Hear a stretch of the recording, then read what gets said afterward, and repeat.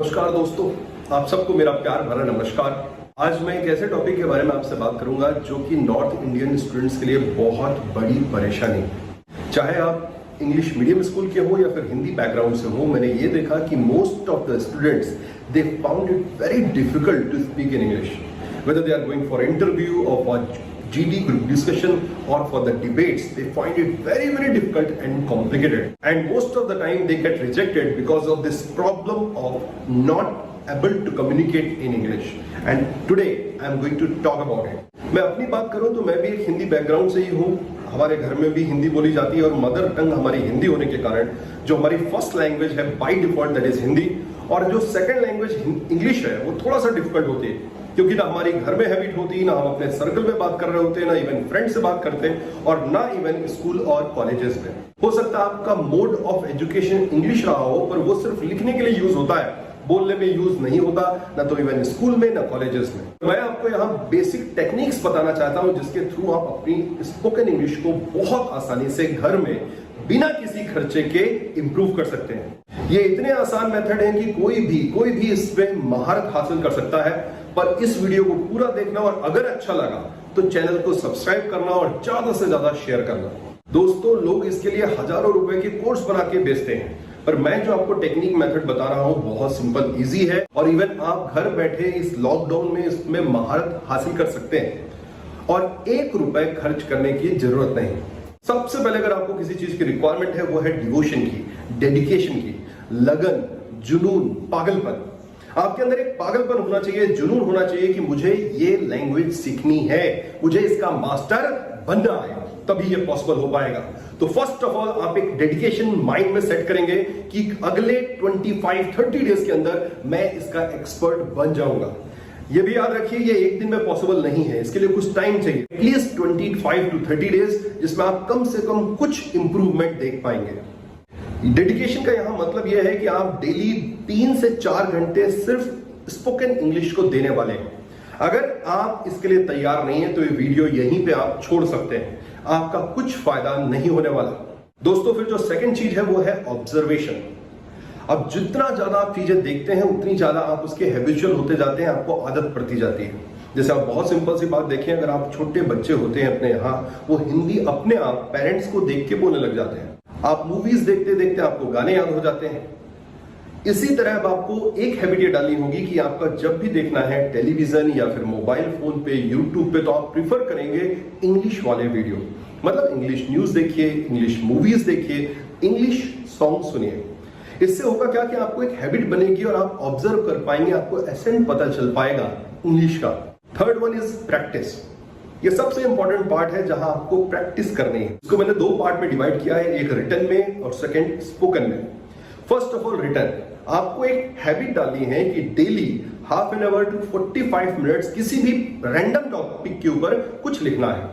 1 या 2 पन्ने आपको लिखना है, मतलब अपने दोस्त के ऊपर, अपने मदर के ऊपर लिख सकते हैं, अपने फादर के ऊपर लिख सकते हैं, अपने भाई बहन के ऊपर लिख सकते हैं, गर्लफ्रेंड वगैरह हो तो गर्लफ्रेंड के ऊपर लिख सकते हैं, किसी एक्ट्रेसेस के बारे में जिसके बारे में आप ख्वाब देखते रहते हैं उसके बारे में भी इवन लिख सकते हैं, किसी पॉलिटिकल लीडर के बारे में, किसी को बहुत ज्यादा गाली देने का मन हो रहा है पॉलिटिकल लीडर को तो उसके बारे में लिख सकते हैं। पर किसी न किसी के बारे में आपको डेली लिखना होगा, कम से कम 1 या 2 पन्ने।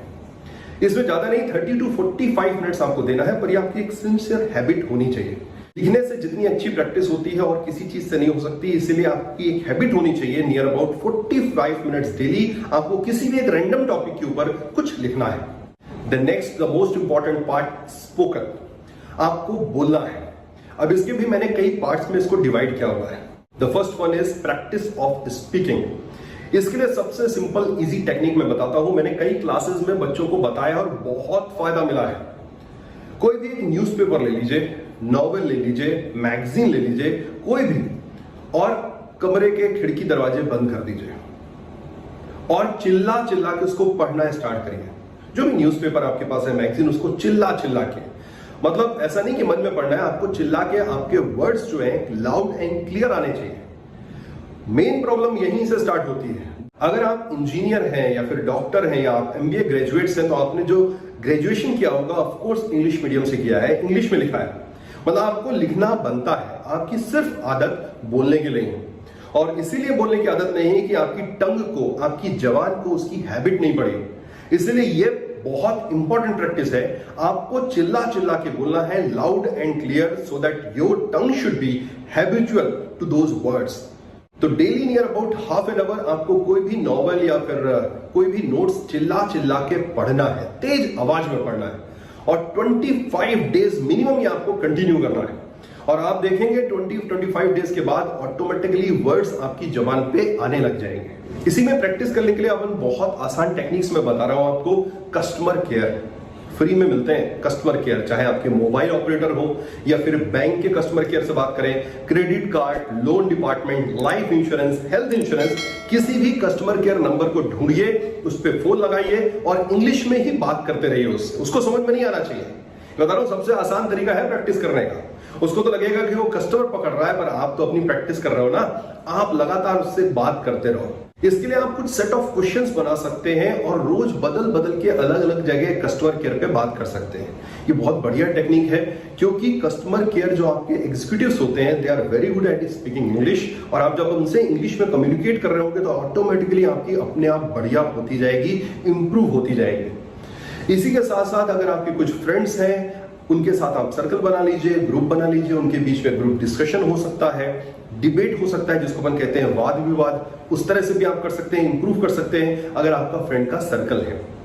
इसी में एक थर्ड टेक्निक अपन यूज कर सकते हैं प्रैक्टिस के लिए, जिसको कहते हैं मिरर टेक्निक और रिकॉर्डिंग। आज की डेट में तो सभी के पास मोबाइल फोन है। नॉर्मली जो आपने ऑलरेडी लिखा हुआ है 1, 1.5, 2 पन्ने, उसी इंग्लिश वाले को आप बोलिए, या तो मिरर के सामने, आईने के सामने, या फिर इवन मोबाइल ऑन करके वीडियो रिकॉर्ड करते जाइए और खुद बोलते चले जाइए। और फिर आप देखेंगे जब वो रिकॉर्डिंग, तो आपको समझ में आएगा कि कितना आप अटकते हैं बोलने में।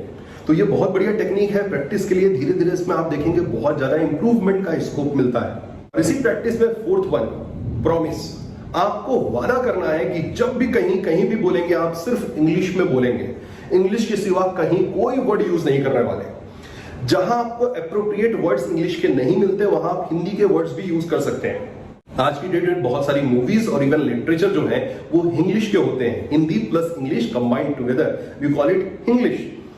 इसी तरह आप भी यूज कर सकते हैं। जहां भी आपको एप्रोप्रिएट वर्ड्स नहीं मिल पा रहे, वहां आप इंग्लिश की जगह हिंदी के वर्ड यूज कर लीजिए।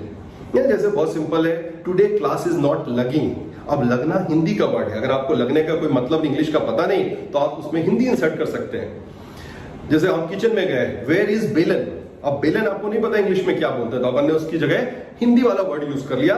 इस तरह भी आप इनिशियल प्रैक्टिस कर सकते हैं, पर एक वादा होना चाहिए आपका कि जब भी बोलेंगे, जहां भी बोलेंगे, इंग्लिश में ही बोलेंगे। मतलब अपने इवन फैमिली मेंबर से बात करते टाइम, फ्रेंड से बात कर रहे हैं, कहीं आप बाजार गए, शॉपकीपर से बात कर रहे हैं, जितना ज्यादा हो सके कोशिश करिए आप इंग्लिश में ही बात करें। और रिजल्ट्स आप देखेंगे within 1 month you should be able to speak fluent English without any coaching institute. तो दोस्तों, जो मैंने आपको टेक्निक्स बताई है बहुत इफेक्टिव है, बहुत फायदेमंद है। जब मैं एनटीपीसी में था, एक दोस्त था फ्रॉम बिहार और वो हिंदी बैकग्राउंड का था और उसने इतनी बढ़िया मेहनत की थी और इतनी बढ़िया इंग्लिश बोलता था। और उसके साथ भी यही था, जहां उसको अप्रोप्रिएट वर्ड नहीं मिलते थे तो ही used to combine Hindi word with the English.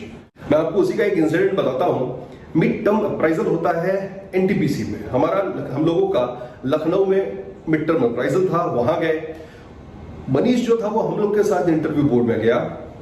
अब जब वहां गया तो सबसे पहले उसी से इंग्लिश में बात करना स्टार्ट कर दिया और वो इतनी गजब की इंग्लिश बोलता था और बीच में हिंदी के वर्ड लगाता जाता था कि लोगों को समझ ही नहीं आता था। और जो मेंबर्स थे, नॉर्मली जीएम वगैरह लेवल के लोग थे, डीजीएम, जीएम बैठे हुए थे, वो हंस हंस के पागल हो गए।